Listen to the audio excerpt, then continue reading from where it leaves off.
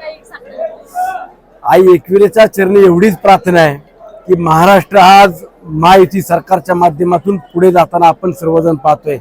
प्रत्येक समाजाला, प्रत्येक घटकाला, राज्यातल्या बळीराजाला, युवक युवतींना देखील न्याय देण्याची भूमिका हे सरकार करत असताना राज्याचे उपमुख्यमंत्री आदरणीय अजितदादा यांना देखील राज्याच्या प्रमुखपदी पाहण्याची आम्हाला संधी मिळो अशी आई एकविराच्या चरणी प्रार्थना करतो। आई एकविरा देवी योग्य त्या ठिकाणी माझ्या आणि राज्याच्या लाडक्या अजितदादांना नक्कीच न्याय देईल। आज संपूर्ण राज्यामध्ये आणि देशामध्ये नवरात्र उत्सव संपन्न होतोय।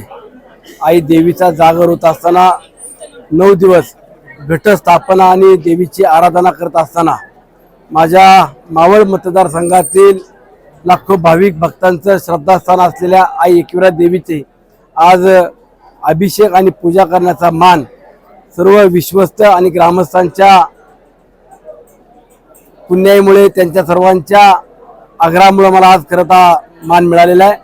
मी आई एकविरा देवीच्या आज पूजा आणि आराधना करत असताना राज्यातील बळीराजा सुखी हो हे राज्य प्रगतीपथावरती जात असताना सामाजिक सलोखा देखील राहण्याची देखील भावना या ठिकाणी व्यक्त करतो।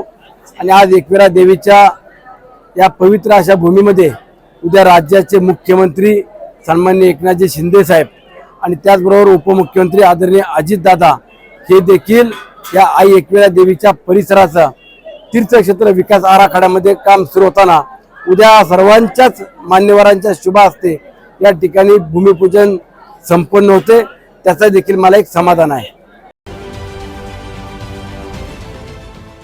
देश विदेशातील प्रत्येक घडामोडींचे लाईव्ह अपडेट मिळवण्यासाठी आता साम टीव्हीच्या सर्व सोशल मीडिया प्लॅटफॉर्मला लाईक, फॉलो आणि सबस्क्राईब करा।